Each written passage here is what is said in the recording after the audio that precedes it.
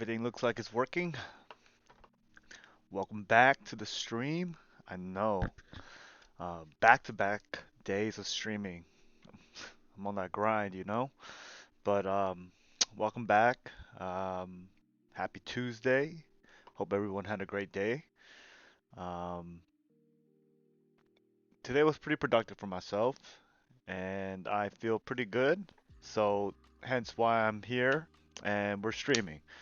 Um, and today we're going to be talking about routing. We're in chapter 7 of Networking Essentials, and we're going to be talking about routing and the need for routing. We're going to learn the routing table, and we're also going to talk about local area networks. So let's get right into it. Um, Yesterday we talked about layer 2. Today we're talking about layer 3. Yesterday we talked about uh, encapsulation of the Ethernet frame, right? Frame is the I guess the packet at layer 2. At layer 3, they're called packets, and then layer 4, they'll be called segments or datagrams. We talked about the encapsulation process. We talked about the hierarchical design. We talked about the three layers, right? Um, we talked about the core layer, the distribution layer, and the access layer.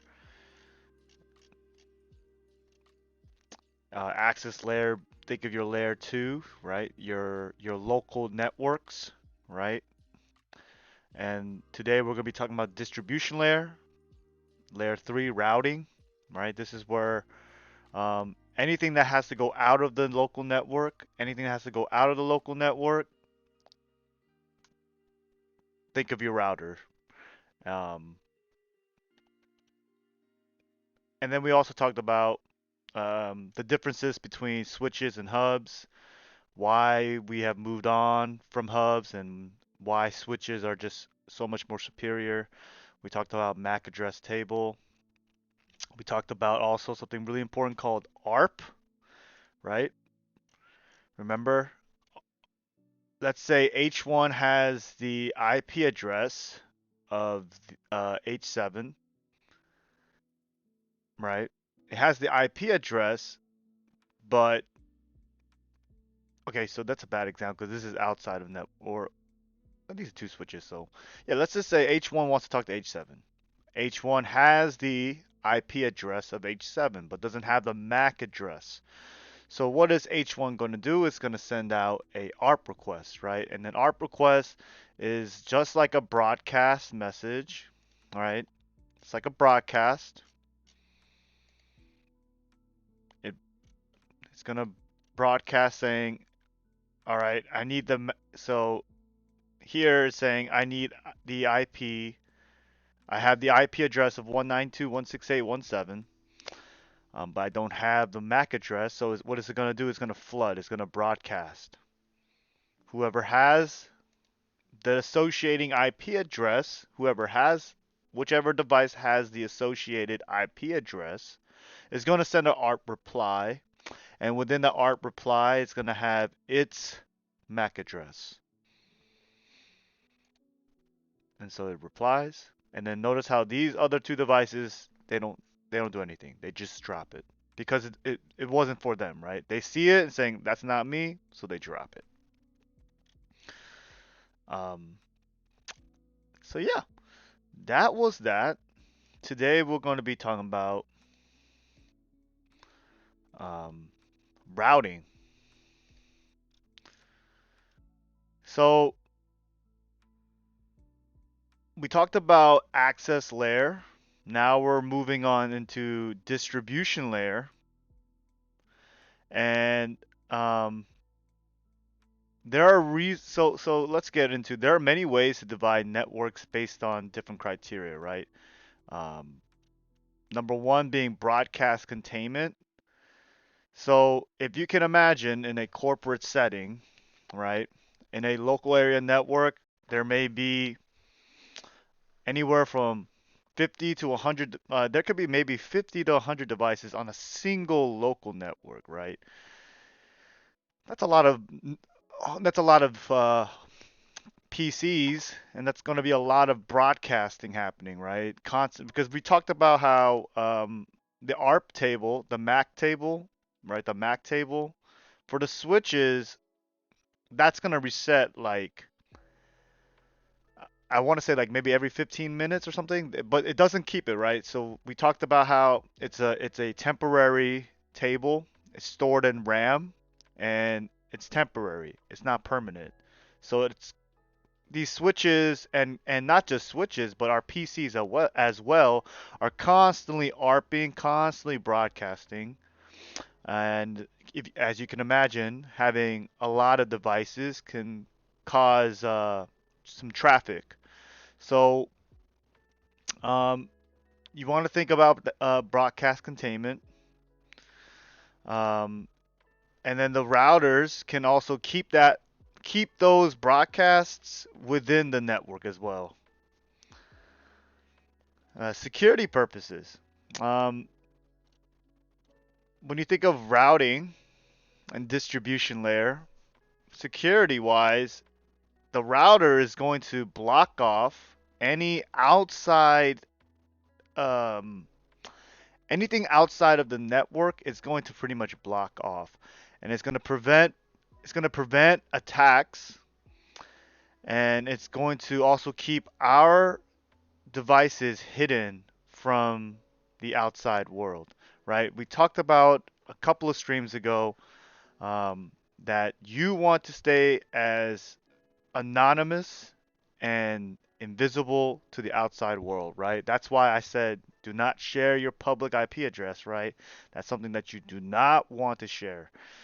Um, and routers are also great for blocking off unwanted traffic. And it's, again, for security reasons, this is why we have a distribution layer. Location, if you think about it, routers can connect different LANs together, and they can do that wirelessly. So there's that advantage. And then there's also you can group, um, you can have different networks, such as in this example, maybe the accounting department needs to be connected towards the engineering department because for some reason they share a lot of resources, and so you want to logically group things together. So the access layer devices are connected to each other via distribution layer, such as a router. So the router has a lot of jobs, right? Router does a lot, especially your home router, right? For the everyday home user, that router is doing a lot. It's your DNS, it's acting like your DNS server, your DHCP server. Um, it's giving you access to the outside world, and it's preventing people from getting into your network. It's doing a lot. The router is doing a lot, but in this setting, in a corporate setting, it contains broadcasts, right? Doesn't allow doesn't allow broadcasts to leak, and also again, um, um, so it can limit the broadcasts and prevent those from leaking. Security reasons, right? We talked about how it pretty much keeps you invisible from the outside world and doesn't allow outsiders to invade and intrude. Talked about how it connects things. It can connect two physically separated networks together. And we talked about logical grouping. Um, so now we need routing. Okay. So any device that's outside of your local network, is going to be commonly known as a remote host, right? So even though my neighbor is literally my neighbor, like literally feet away from me, right? Like the only thing separating me and my neighbor is this wall. Their local network and my local network are on two different networks, so therefore we're remote hosts to each other. And when you need to communicate to remote hosts, you're going to need routers. That's just that's just how it works, right? We talked about layer two. If you need to talk to local network, you want to talk to another host in your local network, you don't need a router. You can just forward it straight to that device because it's in your same local network. But if it's outside of your network, you're going to you're going to have to use the router, and the router, you're going to need two things, right? You're going to need the MAC address, and you're also going to need the IP address. Um, and so the router basically is going to choose the best path to get your message towards that remote host. And so routers are like switches. They're able to decode and read the messages that are sent to them.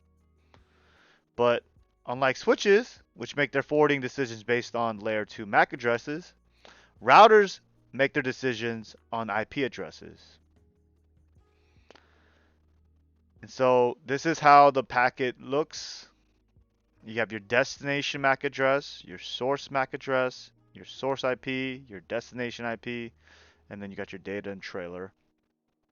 And so when you de-encapsulate, right? So when you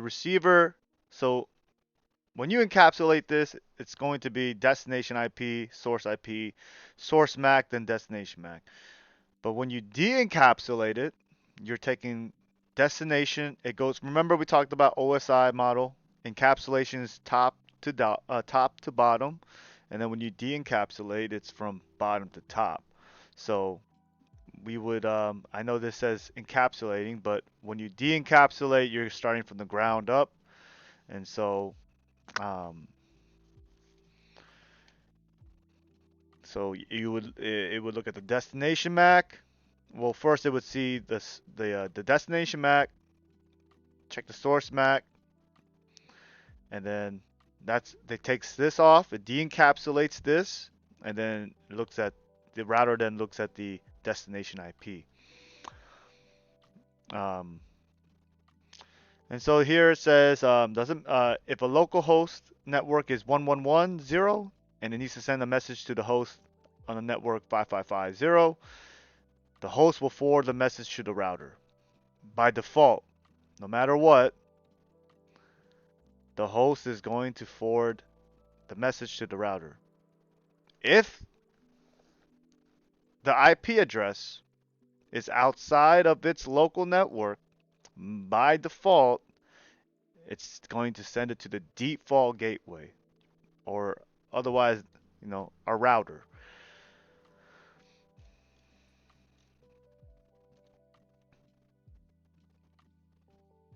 So yeah.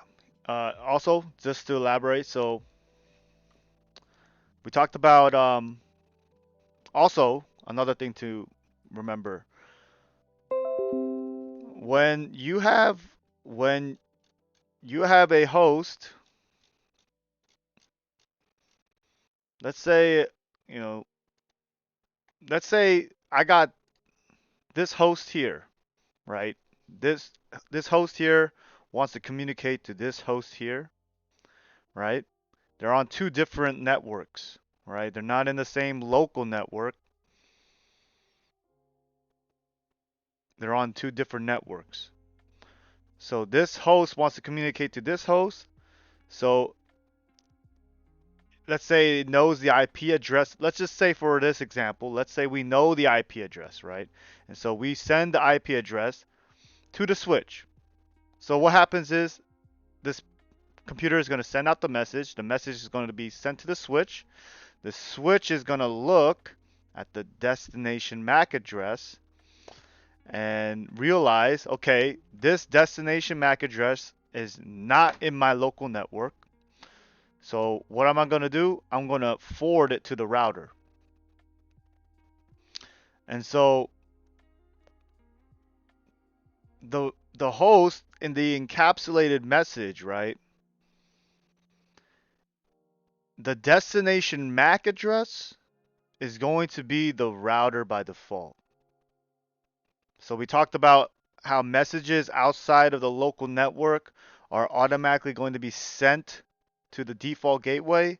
Well, when you encapsulate that in the layer 2 encapsulation, the destination MAC address is going to be the interface facing towards your local network, right? So if you think of routers have, ports, right? Those Ethernet cables.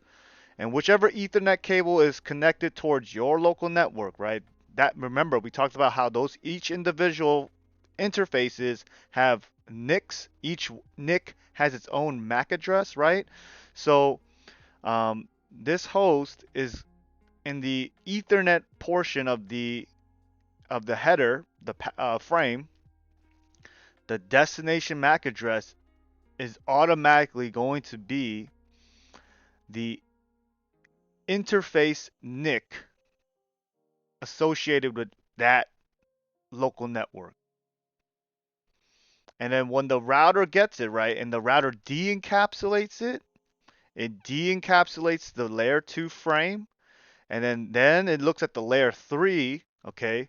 So here's so the source IP was from this PC, the destination IP is this PC, and it knows, okay, I know since let's and for again for this example, let's just say these two routers are connected and they both know, okay, like this router is aware that this PC is on this router's, like it's connected to this router, right? And we're going to talk about routing tables in a little bit. But for this example, this router knows, okay, I know for a fact the network for this specific PC is on this router's routing table. So what is it going to do? It's going to re-encapsulate, right? It doesn't just send the IP address. No, no, no, no. It has to re-encapsulate again. So what is it going to do? It's going to re-encapsulate, and guess what? So guess um, in this situation, if you have to guess, right? What would be the source what would be the source MAC address, and what would be the destination MAC address?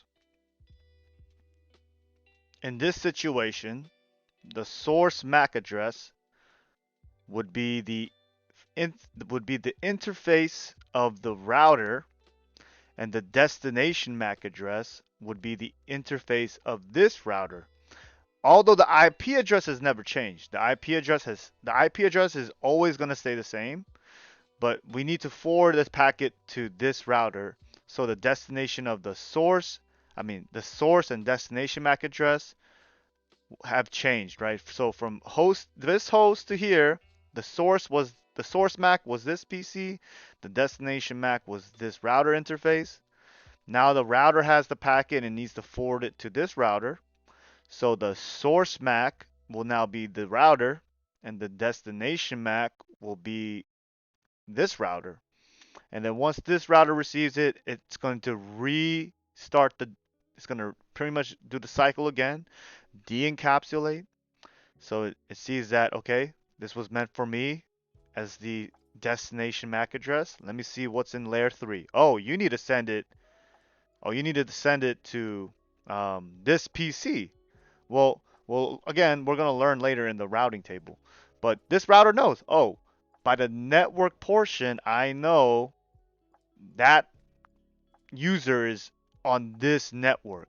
And so it's going to send it to the switch, and the switch also knows, oh, that belongs in this network, and that's how the message gets through. I know that was a pretty long breakdown, and maybe it was a little bit confusing, but it's very important to understand how encapsulation and de-encapsulation works. Um, and again, we'll get into that more uh, right now. Basically, we're gonna get into that right now. But I just did that as like a preface, like just get you a little exposed to it. So you're probably wondering, okay, how does the router determine which interface to use to send the messages to the path to get to the destination network? Again, we talked about how each. So remember, I literally in that what I said, those routers that have different interfaces, those ports, each of those interfaces have a NIC, and we talked about it. Each NIC has its own unique MAC address, right? So, for example, in this router here, there are three different. So this router, let's just say this router has three ports. It has fast Ethernet 00, fast Ethernet 01, and fast Ethernet 02. Three individual MAC addresses. Each of these interfaces are going to have its own unique MAC address.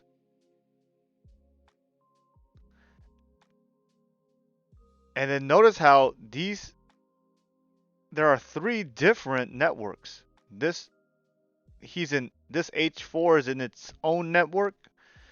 H6 and H5 are in the 172.16 network. And then these three hosts right here are in the 10.0.0 network. So when a router receives a frame, it decodes the frame to get to the packet containing the destination IP address.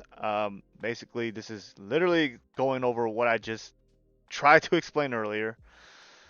So basically, this router, right, has three interfaces, and it knows there are three different networks, right? The 172.16 network, the 192.168 network, and the 10.0.0 network.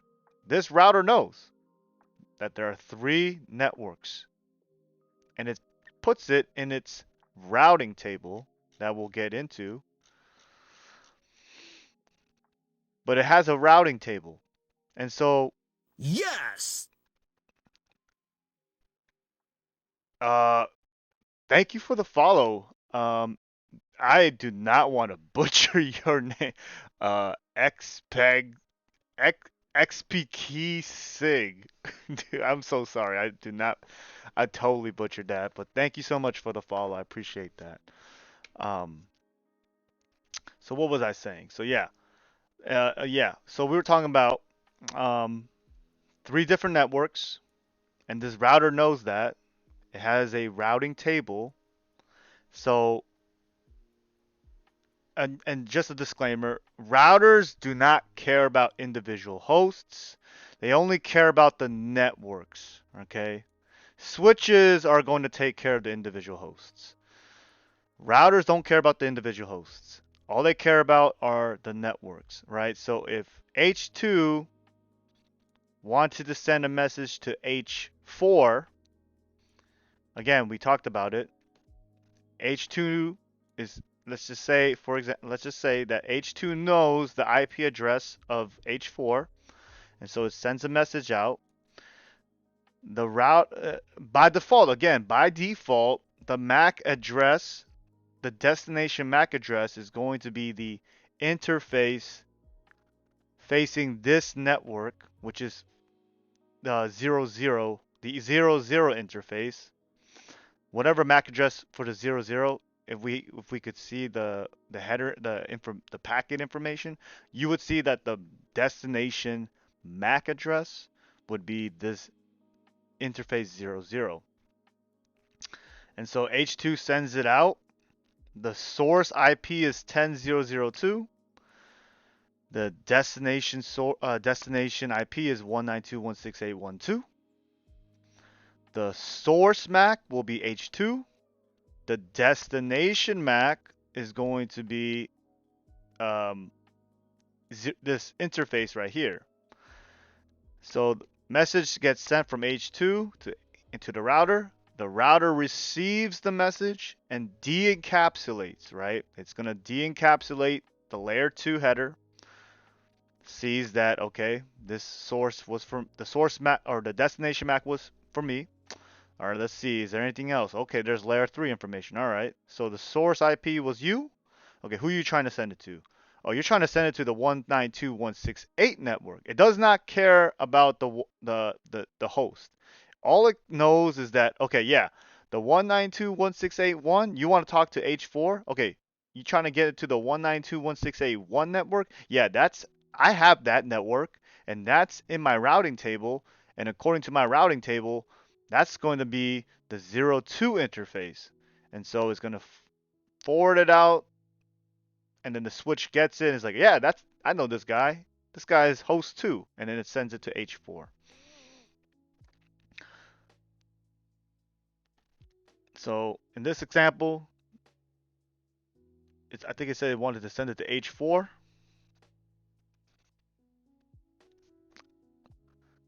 Let me pause that one more time. So yeah, so 192. So yeah, H1 wants to go to H4, and then it forwards it, and then see the routing table, and then again, we talked about how routers do not care about individual hosts, right? All they care about is the network. And so notice how the router's like, I need to forward this packet to the 192.168.1 network. And it checks its routing tables like, yeah, I do have this network. This network is located in the 02 interface. And then it's going to send it out, and then the switch is like, oh yeah, that dude's in my, yeah, I know where that guy is, and it sends it to H4.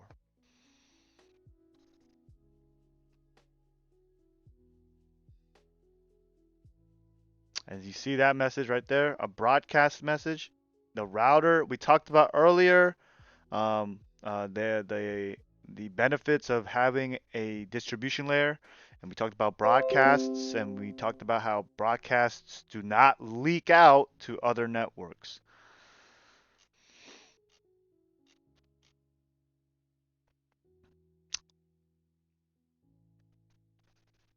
Okay, so packet forwarding. A router forwards a packet to one or two places, a directly connected network containing the actual destination host, or it's going to send it to another router on the path to reach the destination host. Um, and it's literally going this. I believe this is going to talk about what we talked about, the encapsulation process. When a router encapsulates the frame to forward it out, the internet interface, it must include a destination MAC. This is the MAC address of the actual destination host. If the destination host is a part of a network that is locally connected to the router, if the router must forward the packet to another router, though, it will use the MAC address of the connected router. So let me reread that again. This is the MAC address of the actual. Okay, so when a router encapsulates the frame to forward it out, it must include a destination MAC address. This is the MAC address of the actual destination host. Okay, so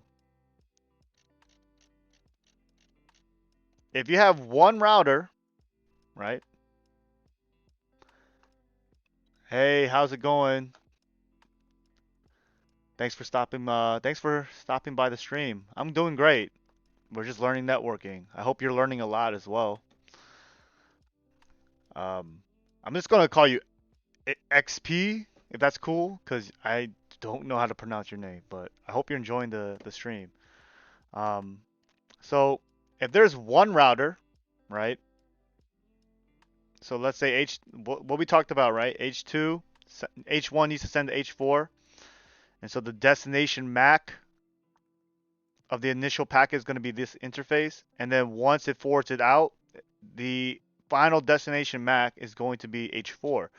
But here it's talking about, well, what if there are multiple routers?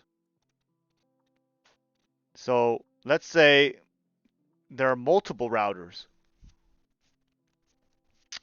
And the the packet is going to require for this router to send it to another router, and that means that the destination MAC address is going to be the other router, and the source MAC is going to be the R1. Um, the router must forward packets to and will use the MAC address of the connected router. Routers obtain these MAC addresses from ARP tables. Um, we talked about how each interface has its own MAC, and it's part of the local network, right? So um, if you ever notice your default gateway, the router, the IP address is going to be on the same local network, right? Because that interface is directly connected to the local network, right? So it only makes sense that the IP address of the router, the default gateway for that network, would be in the same network. So let's just watch this video. So he needs to send a pack. He needs to send data to um, 1.3, 192, 192.168.1.3. Who is 1.3? This is 1.3? I thought this is 192.168.1.0.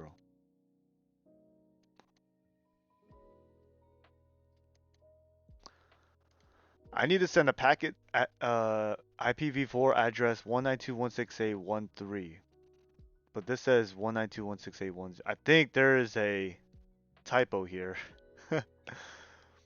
Because clearly this says 1.0, but H3. So I think there's a typo here. So the reason why it did not need to go to the router, because again, same local network doesn't require routing, right? It's in the same network, so you can easily just forward the packet.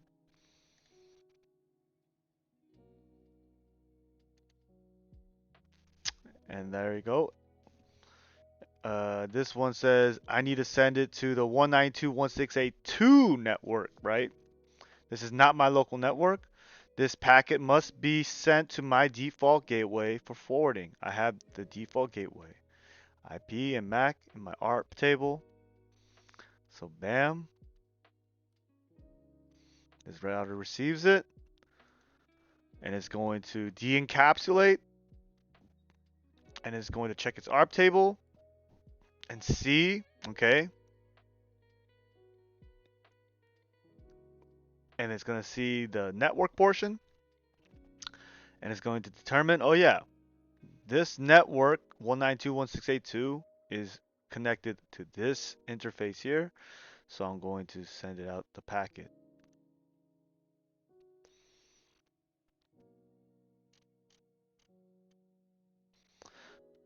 So you're probably wondering, well, Mo, how do these routers come up with these routing tables? And that's a great question. And there are two ways to do it. Number one is dynamically updated. So meaning if it's connected to other routers, those routers are going to share information, right? So let's say there were two routers. Those two routers would communicate with each other and let each other know, okay, the these are the networks that I have in my routing table. What about you? And then the other router is like, yeah, okay, well, these are my networks that are located on my network. And they share information that way. But let's say that we add a completely new network, right? Let's say we added a completely brand new network. Let's say and for this example, let's say we add a 192.168 network. Well, how is the router going to know that? Well, just like DHCP, how you could dynamically assign things, you can also statically assign things.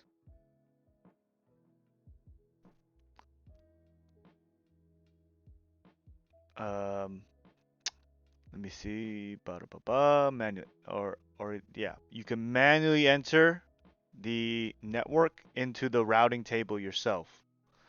So that's what a network administrator would do, is add new networks into the routing table. Because if the router doesn't know who to send the message to or forward the packet to, if it doesn't know the network, it's going to drop it automatically.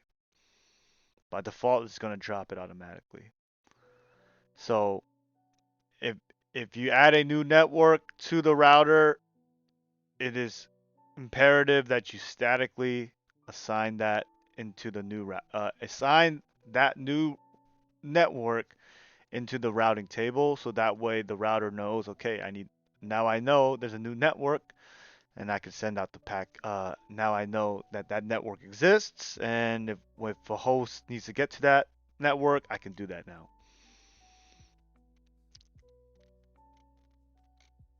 Let's see. Okay.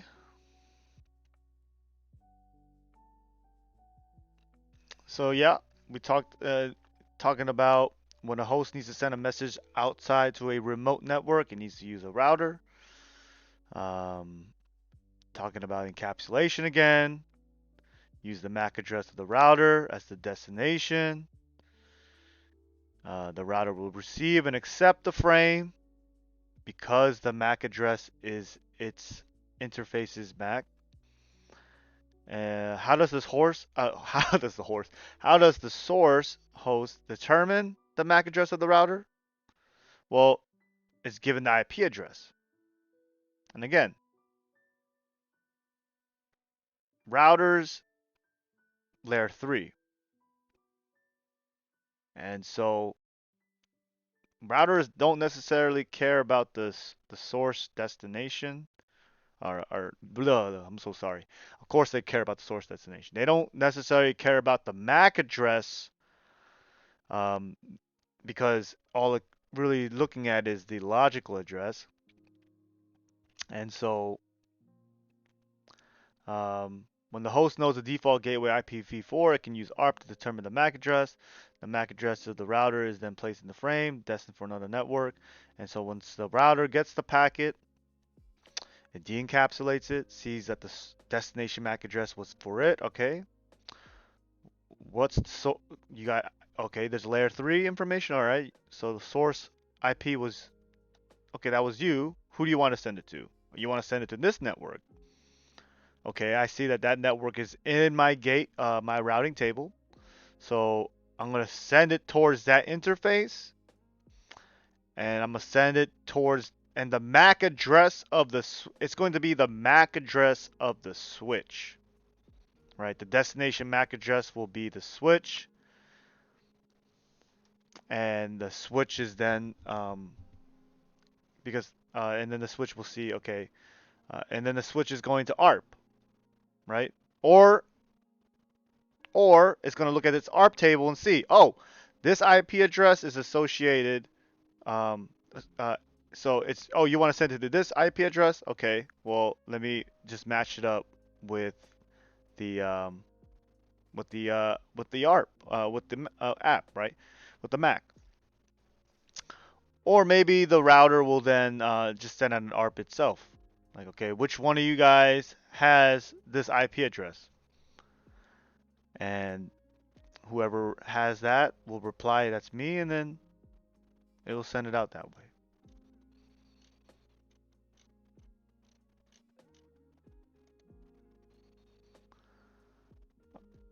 Local area networks. Um, what can I say? They're just they're more and more becoming see the term local network or interconnected local networks are under the same they're going to be under the same administrative control. Um,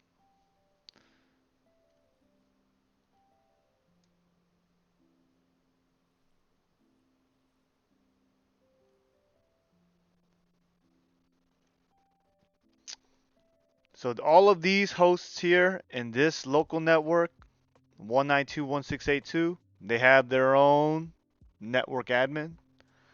The 192.168.3 network, they're going to have their own admin.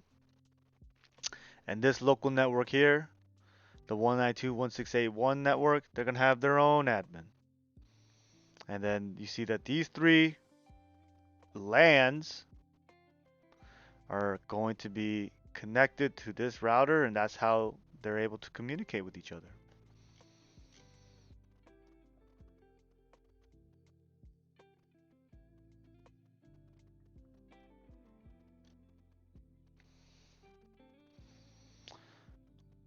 So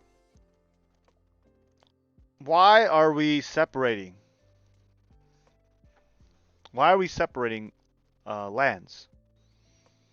Why can't we just have all the computers in one LAN? That's a great question. And there are advantages to that, right? Makes the network really simple, less complex, lower network costs. You don't need to buy a router. Everybody can see everybody, right? Like everybody can communicate with each other. You don't need a router to communicate no more because everybody's in the same LAN. Faster, everything's faster, right? You don't need a router to. Uh, you don't need that extra step. But there are some disadvantages. Uh, all hosts are in one broadcast domain, right? So this guy broadcasts, everybody's gonna get that broadcast. Harder to implement security, um, and then it's harder to implement quality of service. Now with this router, we are in two different networks now. And what are the advantages of splitting up networks? Well, number one, if you have a huge network, we talked about earlier in the stream, if you have a huge network with hundreds of hosts and they all broadcast each other, it's going to clog up and just a lot of traffic, right? So you split those networks up and use a router. We talked about how routers do not forward broadcast outside of the LAN. So that's going to lead to decrease in traffic. Can improve performance on each segment. Makes the machines invisible to those on other local network segments. Um, Provides increased security. So, for example, these two kind of go hand in hand, right? So let's say H6 got compromised and got infected by a virus, therefore infecting the entire LAN on this LAN. These guys here are good because they're invisible to that. And the router is not going to allow and the router is not going to allow uh, it's going to block off. You can block off that interface and quarantine this and isolate this network versus everybody being on the same network. Let's say H6 got infected and all these guys got compromised. Well, it's only since everybody's on the same LAN, everybody's gonna get compromised because everybody's visible to each other. But if you have a router, these and this network is compromised, you don't these guys over here, they're okay. Disadvantages: you gotta use a router, so it's a little bit more expensive. Obviously, it's gonna add another step, but I don't think you can pay too much for good security, in my opinion. You know, security, pay the extra, pay the little bit extra to get increased security versus your entire network goes down and you cost you thousands and thousands and thousands of dollars, right? And that's where being knowledgeable and understanding risk and your appetite for risk, that's where it's going to come into play. So that's it for this chapter. We talked about the need for routing, why routing is important. We talked about the four main components. We talked about routing table. How do routers how do routers fill up its table? We talked about dynamically it being dynamic, and we also talked about being static. We talked about the encapsulation and de-encapsulation process of the whole sending packets outside of the network. And we talked about why it's important to separate LANs, right? Creating LANs and separating them. Next chapter, we're going to be talking about IP addresses. It's a little fun. Uh, so next chapter will be next chapter 8 and we're going to be talking about IP addressing. Um, I don't know exactly when my next stream will be. I think I'm going to take tomorrow off. Just need to I don't want to stream every day and burn myself out, right? I want to put out quality content. So I think tomorrow I'll take tomorrow off and review things a bit. I do want to. I know that this can get a little bland and a little boring, so I'm trying to come up with maybe we'll get into like a hacking lab. Um, I did talk about Advent of Cyber, so maybe we can go through one of those.